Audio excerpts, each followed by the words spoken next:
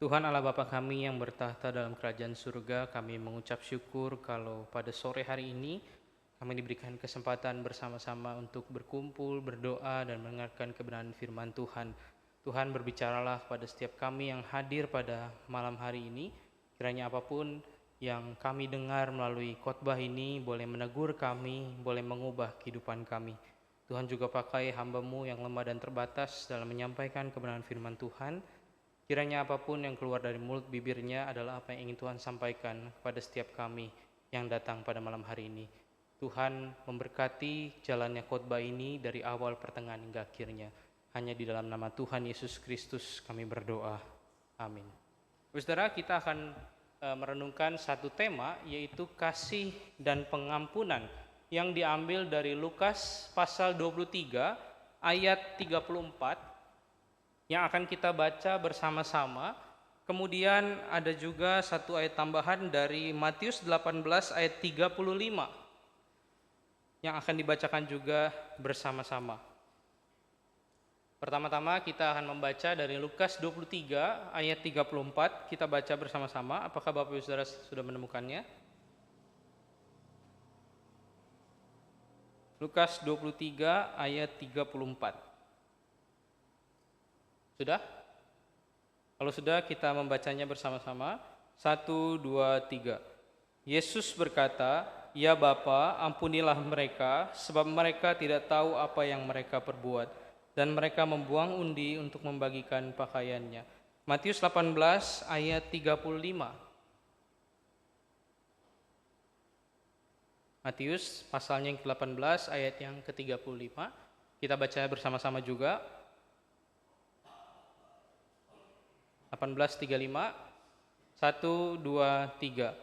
Maka Bapakku yang di sorga akan berbuat demikian juga terhadap kamu, apabila kamu masing-masing tidak mengampuni saudaramu dengan segenap hatimu. Oke, sedemikian jauh pembacaan firman Tuhan. Bapak Saudara, saya akan membuka khotbah ini dengan satu kisah dari seorang perempuan Kristen yang berasal dari Belanda yang bernama Corrie ten Boom, yang pada waktu itu di zaman dia hidup, tepatnya pada tahun 1940, itu Nazi menduduki Belanda pada waktu itu. Nah, ketika Nazi menduduki Belanda, orang-orang Yahudi yang ada di Belanda pada waktu itu ditangkap dan disiksa oleh Hitler dan pasukannya. Namun di tengah keadaan yang demikian, ada seorang keluarga, dan secara khusus Corrie ten Boom ini, keluarga ten Boom ini, dia melindungi orang-orang Yahudi yang pada waktu itu mengalami penganiayaan atau yang sedang dikejar-kejar oleh pasukan Hitler. Nah, bahkan Corrie dan keluarganya merubah tempat tinggal mereka menjadi satu tempat di mana tempat mereka itu bisa menampung dan menyembunyikan banyak orang Yahudi di sana, supaya mereka tidak dibunuh, tidak dipenjarakan, dan tidak disiksa, Bapak Saudara. Singkat cerita, perbuatan mulia ini ketahuan oleh tentara Nazi, dan Corrie diasingkan di satu kamp pengasingan begitu, dan di sana dia menerima berbagai penyiksaan, dan di sana pula dia menerima perlakuan-perlakuan yang tidak baik oleh tentara Nazi.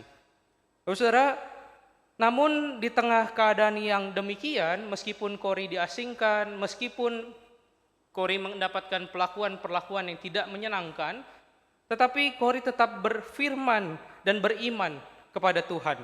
Dia tetap membantu tahanan-tahanan lainnya sebagaimana dia bisa membantu pada waktu itu.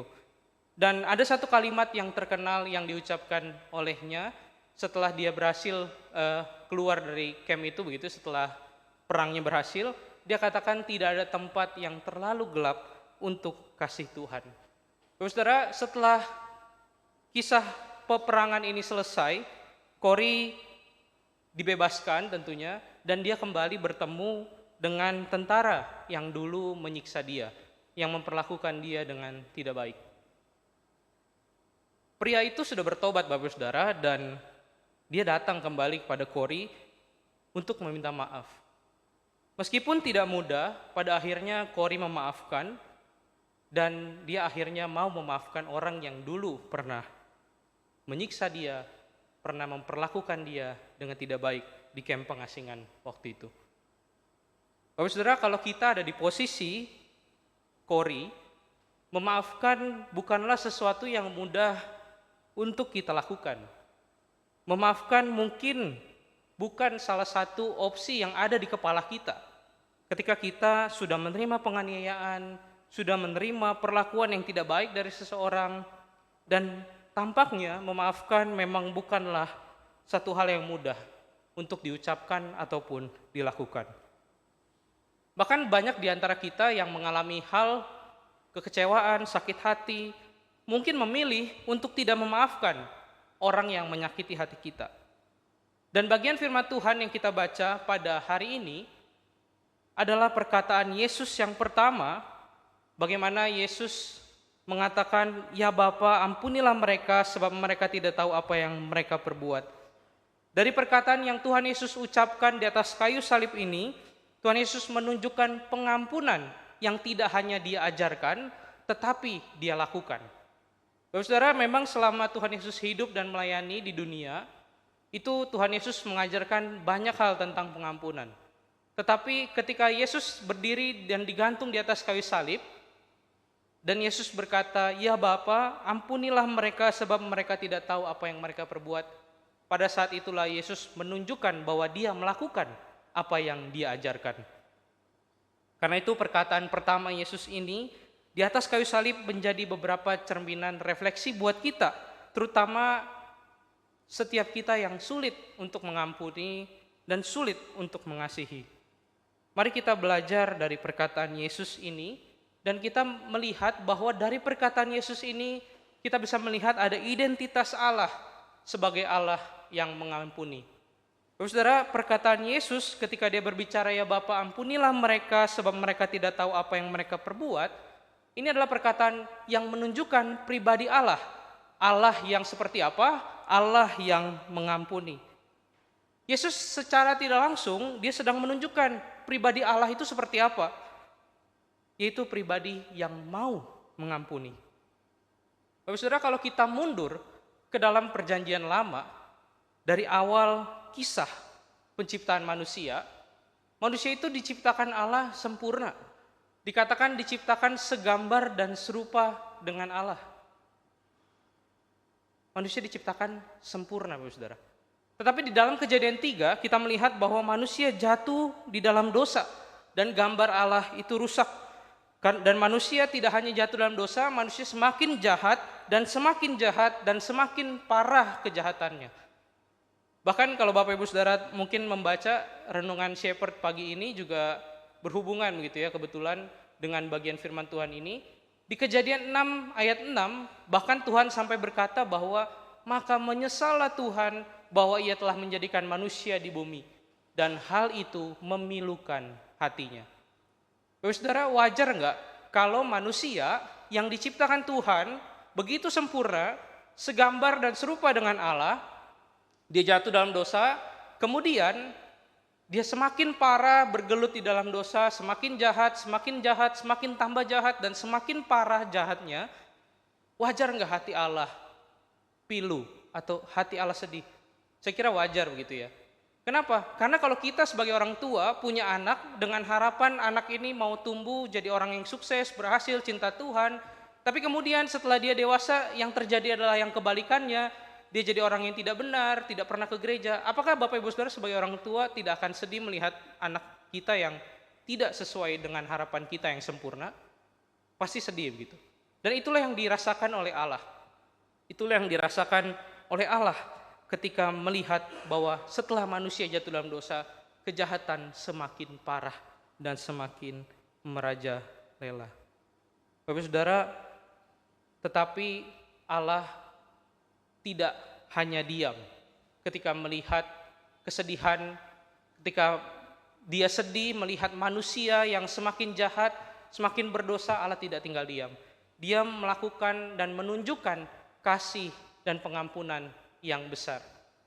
Saudara, Allah mencari cara yang permanen untuk menyembuhkan, untuk memulihkan dosa manusia itu dengan cara mengorbankan anaknya yang tunggal. Yohanes 3 ayat 16 berkata, karena begitu besar kasih Allah akan dunia ini, sehingga ia mengaruniakan anaknya yang tunggal, supaya setiap kita yang percaya kepadanya tidak binasa, melainkan beroleh hidup yang kekal. Bapak Saudara, kasih dan pengampunan Allah kepada manusia yang melukai hatinya, bahkan Kejadian 6 ayat 6 tadi berkata, hal itu memilukan hati Tuhan, itu lebih besar pengampunannya dan lebih besar kasihnya, karena itu dia memberikan solusi permanen untuk menjadi perdamaian, yaitu pengorbanan anak domba Allah yang cukup satu kali untuk selama-lamanya, yaitu Yesus Kristus Tuhan yang harus mati di atas kayu salib. Bapak Saudara, bukankah ini adalah sebuah berita yang harusnya kita sebagai orang percaya yang masih hidup saat ini bersyukur? Karena pengampunan Allah yang besar itu, saya dan Bapak Ibu Saudara masih ada sampai saat ini, masih diberikan kesempatan untuk beribadah, untuk berdoa, untuk memuji Tuhan. Dan saya sama Bapak Ibu Saudara masih diberikan kesempatan saat ini, itu karena ada di dalam anugerah Allah dan ada di dalam kasih dan pengampunan Allah. Bapak Saudara, harusnya kita bersyukur karena Allah kita adalah Allah yang mengampuni. Meskipun hatinya terluka karena manusia semakin jahat dan semakin jatuh dalam dosa, tetapi Allah mau merekonsiliasi, mau membetulkan kembali relasi yang rusak itu dengan solusi yang permanen itu. Allah kita adalah Allah yang mengampuni. Perkataan Yesus di atas kayu salib ketika ia berkata, "Ya Bapa, ampunilah mereka, sebab mereka tidak tahu apa yang mereka perbuat," adalah perkataan yang menunjukkan identitas Allah sebagai Allah yang mau mengampuni orang-orang percaya. Karena itu sebagai orang percaya, bagaimana kita menghidupi setelah kita tahu bahwa Allah ini adalah pribadi yang mengampuni manusia, lalu apa yang harus kita lakukan? Apa yang harusnya orang percaya lakukan setelah tahu bahwa Allah ini adalah Allah yang mengampuni begitu? Apakah cukup tahu?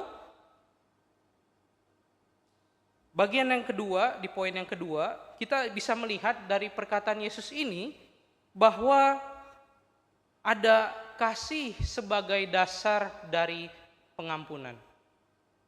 Bapak Saudara, ketika Yesus berkata, "Ya Bapa, ampunilah mereka sebab mereka tidak tahu apa yang mereka perbuat," Yesus pada waktu itu mengampuni orang-orang yang terlibat di dalam proses penyalipannya.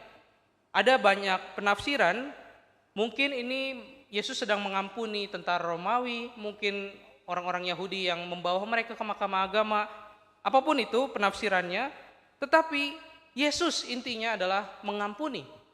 Mengapa dia mengampuni? Karena dia mengasihi. Mengapa dia mengasihi? Karena dia adalah Allah yang mengasihi dan mengampuni. Identitas Allah itu di poin yang pertama. Karena itu Bapak Saudara, Yesus juga tahu tujuan dia datang ke dalam dunia, yaitu untuk membawa kasih. Kalau pertanyaan ini ditanyakan begitu ya, mengapa Yesus mau mengampuni orang-orang yang terlibat dalam penyalipan mereka? Jawabannya karena Yesus tahu tujuan dia datang ke dalam dunia adalah membawa kasih itu, membawa pengampunan itu. Matius 20 ayat 28 berkata bahwa anak manusia datang bukan untuk dilayani, melainkan untuk melayani dan untuk memberikan nyawanya bagi tebusan, menjadi tebusan bagi banyak orang. Bapak Saudara, Yesus tahu tujuan dia datang itu untuk membawa kasih dari sorga, membawa pengampunan dari sorga. Allah adalah Allah yang mengasihi dan mengampuni, dan dia membawa itu ke dalam dunia sehingga manusia dan Allah boleh mengalami kasihnya dan boleh mengalami pengampunannya. Tuhan Yesus tahu tujuannya datang untuk melayani, bukan dilayani. Tuhan Yesus tahu tujuannya untuk memberikan nyawanya bagi tebusan banyak orang. Semuanya itu dia lakukan karena satu kata, karena kasih. Semuanya Yesus lakukan karena adalah kasih.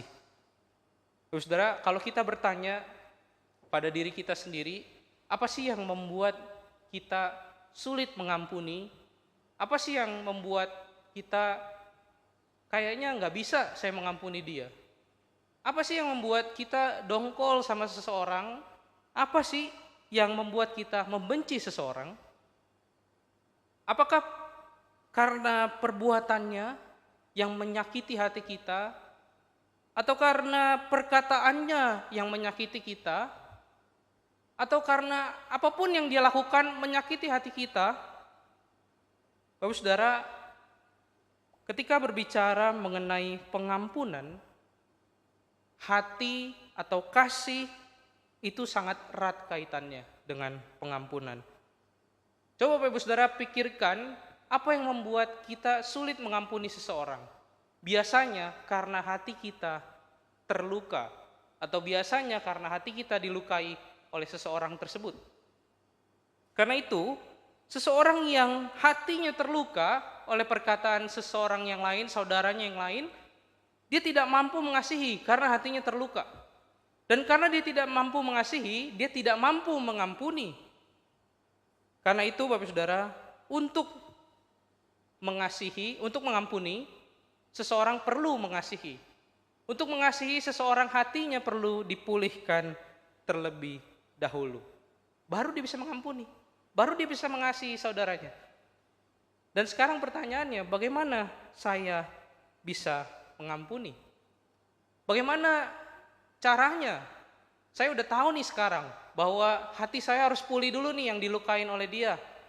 Saya tahu nih setelah hati saya pulih, saya baru bisa mengasihi dia. Saya setelah mengasihi dia, saya bisa mengampuni dia. Saya sudah tahu. Tetapi bagaimana caranya saya bisa mengampuni? Saudara, ada satu pengajaran Tuhan Yesus di dalam Matius 18 ayat 21 sampai 35 yang cukup terkenal. Hal ini berbicara tentang pengampunan. Yesus mengajarkan ini ketika Petrus, salah satu muridnya, berkata, "Tuhan, sampai berapa kali aku harus mengampuni saudaraku jika ia berbuat dosa terhadap aku? Sampai 7 kali?" Terus Yesus bilang, "Bukan, aku berkata kepadamu, bukan sampai 7 kali, melainkan sampai 77 kali." Bapak Saudara tentu familiar ya dengan kisah ini begitu ya. Bahkan dari sekolah minggu pun mungkin sudah diajarkan kisah ini. Nah, setelah pertanyaan itu dan jawaban yang Tuhan Yesus berikan, Tuhan Yesus melanjutkan pengajarannya dengan memberikan sebuah perumpamaan kepada Petrus. Perumpamaan ini menceritakan tentang ada seorang raja yang menghapus hutang yang sangat besar kepada seorang hamba karena belas kasihan. Jadi ada seorang hamba berhutang kepada raja, hutangnya banyak sekali dan dia tidak mampu bayar. Raja berbelas kasihan dan mengampuni dan menghapuskan hutangnya. Tapi kemudian setelah dia menghapuskan, setelah hutangnya dihapuskan, dia keluar ketemu temannya, bisa dibilang begitu. Terus hutangnya lebih kecil. Dan dia tidak mau mengampuni saudaranya. Dan ketika raja mengetahui hal itu, raja menghukum hamba yang tidak tahu diri ini. Tuhan Yesus menutup perumpamaan ini dengan satu peringatan bahwa Bapa di sorga akan berbuat demikian juga terhadap siapapun yang tidak mengampuni saudaranya. Saudara, tentu perumpamaan ini tidak asing di telinga kita. Tentu perumpamaan ini tidak asing di telinga orang Kristen. Dan bahkan biasanya ketika khotbah tentang pengampunan, bagian firman Tuhan ini mungkin yang paling banyak dikutip dan paling banyak dipakai untuk dikhotbahkan. Saudara, Yesus menunjukkan dalam perumpamaan ini bagaimana cara kita bisa mengampuni, yaitu dengan cara kita melihat bahwa Allah telah terlebih dahulu mengampuni kita. Dan karena itu kita diberikan kemampuan untuk mengampuni sesama kita. Pada poin yang pertama, kita tadi sudah lihat bahwa kita bersyukur bahwa Allah kita adalah pribadi yang mengampuni. Meskipun manusia bisa dibilang kurang ajar, semakin jahat, semakin parah dosanya, tetapi Allah mau mengampuni. Allah cari jalan keluar yang permanen sekali untuk selamanya dengan mengorbankan anaknya yang tunggal. Dan bagian ini kita melihat bahwa bagaimana Allah telah menunjukkan kasih-Nya kepada setiap kita. Dan Allah mau setiap kita yang sulit mengampuni meneladani pengampunan yang sudah ia lakukan di atas kayu salib itu, dan kemudian melakukannya atau mereplikakannya atau membuatnya ulang dan menerapkannya kepada orang-orang yang melukai hati kita. Karena itu Bapak Ibu Saudara, kita yang telah menerima kasih dari Tuhan, kita yang telah menerima pengampunan dari Tuhan, yang telah menggantikan kita mati di atas kayu salib itu, kita juga harus mengampuni sesama kita. Bapak Saudara, memang bahwa mengampuni bukanlah satu hal yang mudah. Memang mengampuni bukanlah sesuatu yang semudah membalikkan telapak tangan. Memang mengampuni tidak semudah memisahkan Bapak Saudara? Memisahkan yang baik dari yang jahat, memisahkan yang kita suka dengan yang tidak kita suka. Kadangkala mengampuni itu bias di dalam mata kita. Kadangkala mengampuni itu sulit karena kita tidak bisa melihat lagi kebaikan di dalam diri orang yang kita benci. Karena itu untuk menjernihkan penglihatan kita terhadap saudara yang melukai hati kita perlu dibersihkan dengan kasih dan pengampunan dari Kristus yang sudah terlebih dahulu mengampuni kita. Saudara, sekali lagi saya tekankan bahwa memang mengampuni seseorang yang melukai hati kita memang bukanlah hal yang mudah. Tetapi di dalam Alkitab, Allah mencatat bahwa ada contoh-contoh yang Allah mampukan untuk mengampuni orang-orang yang menindas mereka. Karena itu poin yang ketiga, kita mau melihat bahwa kasih Yesuslah yang akhirnya memampukan kita untuk mengasihi sesama kita. Dan kasih Yesuslah yang memampukan kita untuk mengampuni sesama kita. Dan memang harus diakui bahwa mengampuni itu bukanlah satu hal yang mudah. Di dalam Kisah Para Rasul 7 ayat 60 ada satu kisah seseorang yang bernama Stefanus yang dirajam batu. Saudara, ada Stefanus di situ ya. Jadi Bapak Saudara, di dalam Kisah Para Rasul 7 ini Stefanus dirajam batu, dan pada akhir hidupnya sebelum dia mati, Stefanus berkata, "Tuhan, janganlah tanggungkan dosa ini kepada mereka."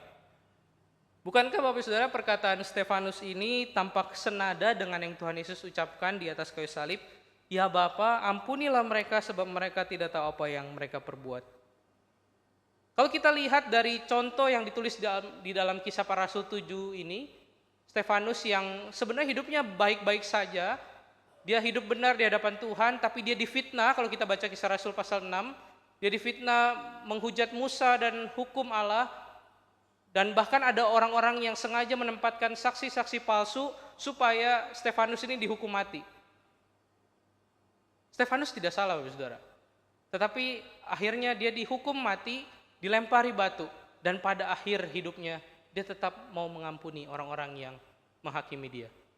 Saudara, kalau kita bertanya dan melihat kisah ini, mengapa Stefanus mau mengampuni orang-orang yang begitu jahat kepadanya? Karena ia telah terlebih dahulu merasakan kasih dan pengampunan Tuhan. Sekali lagi, memang pengampunan bukanlah hal yang mudah untuk dilakukan.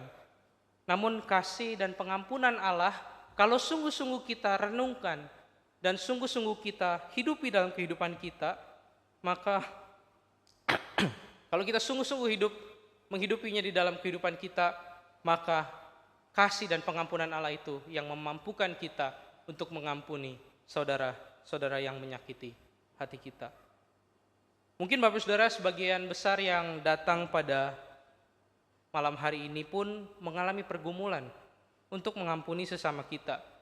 Mungkin Bapak Saudara mengalami pergumulan untuk mengampuni saudara kita, mengampuni sesama rekan pelayanan di gereja kita, atau mungkin bergumul mengampuni kami para hamba-hamba Tuhan di gereja. Tetapi satu hal yang harus ditanamkan dan satu hal yang harus diingat, yaitu bahwa modal saya untuk mengampuni adalah kasih dan pengorbanan Yesus di atas kayu salib. Saudara, saya ketika masih di asrama di STT Saat, pernah suatu kali bisa dibilang kesal atau bahkan boleh dibilang membenci dengan seseorang. Kenapa saya benci dia, Bapak Saudara? Karena saya masih manusia gitu ya. Saya masih bisa benci gitu ya. Saya benci waktu itu karena dia itu ngomongin saya dan jelek-jelekin saya, Bapak Saudara. Padahal kami nggak pernah ngobrol. Paling yang ngobrol kalau ada pelayanan yang kebetulan bareng gitu. Terus paling banyak berinteraksi pun di kelas persiapan sekolah minggu gitu. Jadi bukan sekolah minggu, sekolah Sabtu. Jadi kalau di saat itu ada pelayanan anak-anak sekolah di hari Sabtu, biasanya ada di pinggir di desa-desa dan di pinggir rel kereta begitu ya. Nah, ada kelas persiapan itu. Jadi kami hanya berinteraksi di sana begitu. Nah, singkat cerita, saya dengar dari anak-anak yang lain bahwa orang ini menjelek-jelekan saya begitu. Jadi saya benci banget dengan dia, Bapak Saudara. Wajar ya Bapak Saudara ya. Karena biasanya kalau memang ada seseorang yang melukai hati kita, pasti kita rasanya nggak mau tuh ketemu dia. Kalau ketemu rasanya udah dongkol banget begitu, sudah benci banget. Sudah kalau bisa nggak usah ketemu dan kalau bisa menjauhi lah. Nggak usah deket-deket lah, kalau bisa nggak ketemu udah lebih bagus begitu, lebih damai sejahtera begitu. Dan itu pun yang saya rasakan pada waktu itu, Bapak Saudara. Dan yang membuat saya lebih benci lagi, Bapak Saudara, dia adalah anak yang baru masuk saat begitu ya. Jadi saya pembina yang mimpin kelas persiapannya dan dia anak baru begitu. Terus saya semakin kesel begitu ya. Ini baru masuk, kenal juga kagak, ngobrol kagak, dijelek-jelekin saya begitu. Jadi saya kesel banget pada waktu itu, Bapak Saudara. Dan menariknya, dalam 1 minggu itu setelah kejadian saya tahu bahwa dia jelek-jelekin saya begitu, renungan saya waktu pagi hari begitu membahas tentang pengampunan, Bapak Saudara. Tapi ya udah, saya baca dan susah Tuhan, udah gitu aja lewat begitu. Jadi kalau di kampus kan biasa jam 5 kerja bakti, terus jam 6 renungan. Waktu baca renungan saya sampai kaget begitu. Wah, kok baru nih kemarin saya tahu dia jelek-jelekin saya, baru saya dongkol nih. Kenapa renungannya tentang pengampunan nih begitu. Terus biasanya setelah jam 6 renungan, makan pagi, jam 8 tuh ada ibadah, Bapak Saudara. Nah, beberapa hari kemudian waktu jam ibadah itu khotbahnya tentang pengampunan, Bapak Saudara.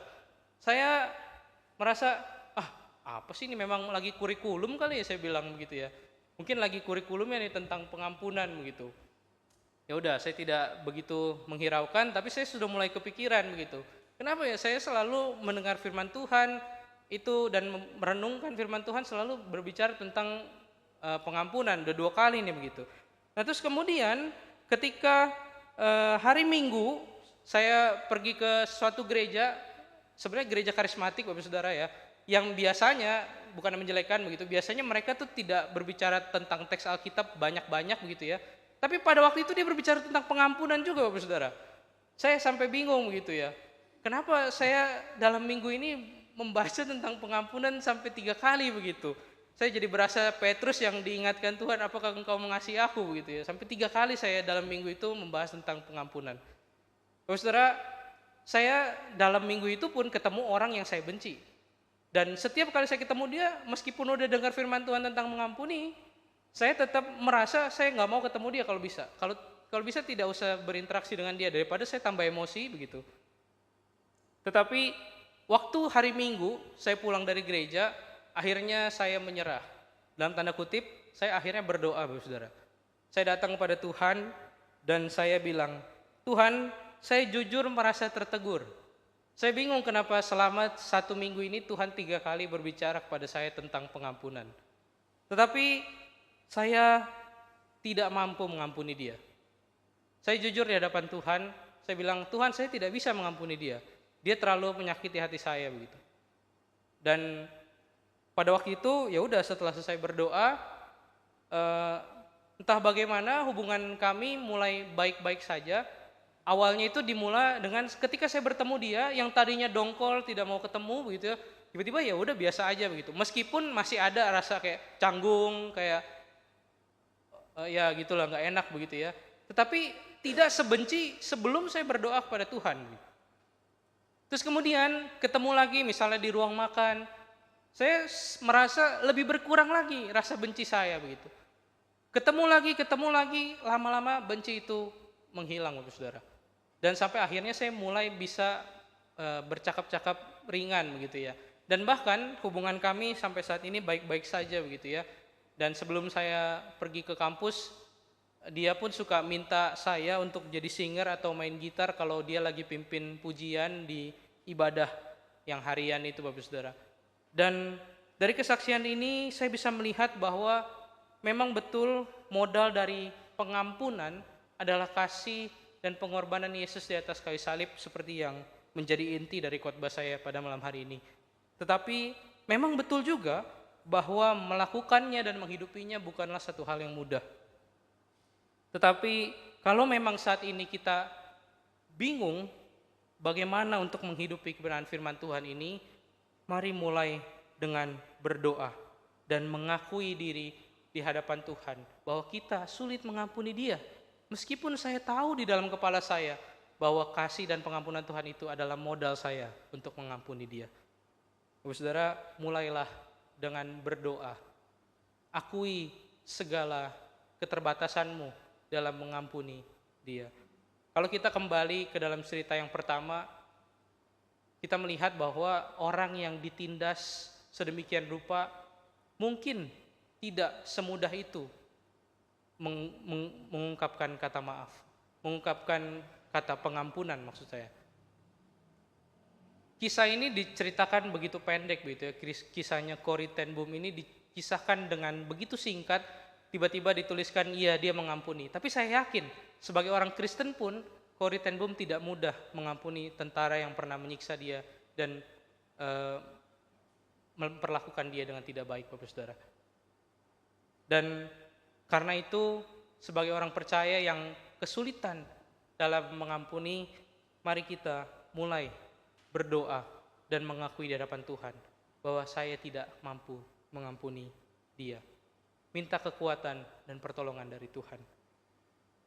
Mari kita menghidupi kasih dan pengampunan yang telah Yesus tunjukkan di atas kayu salib ketika dia berkata, "Ya Bapa, ampunilah mereka, sebab mereka tidak tahu apa yang mereka perbuat." Mari kita bersatu dalam doa. Tuhan, kami sadar sebagai orang percaya, kami bisa berkonflik, kami bisa saling menyakiti hati sesama kami, dan kami tahu bahwa seringkali kasih dan pengampunan Tuhan adalah modal bagi kami untuk mengampuni. Kami tahu dari firman Tuhan, dari renungan yang kami dengar, dasar-dasar mengampuni, langkah-langkah mengampuni, kami tahu betul Tuhan. Tetapi kami mau jujur di hadapan Tuhan, bahwa menghidupinya, melakukannya bukanlah hal yang mudah. Mengampuni saudara yang melukai hati kami bukanlah hal yang mudah. Karena itu berikan kami kekuatan, kemampuan untuk mengampuni saudara-saudara kami yang melukai hati kami. Kiranya Tuhan memampukan kami untuk menghidupi kasih dan pengampunan-Mu yang telah Tuhan cerminkan dan tunjukkan di atas kayu salib. Hanya di dalam nama Tuhan Yesus Kristus kami berdoa dan mengucap syukur. Amin.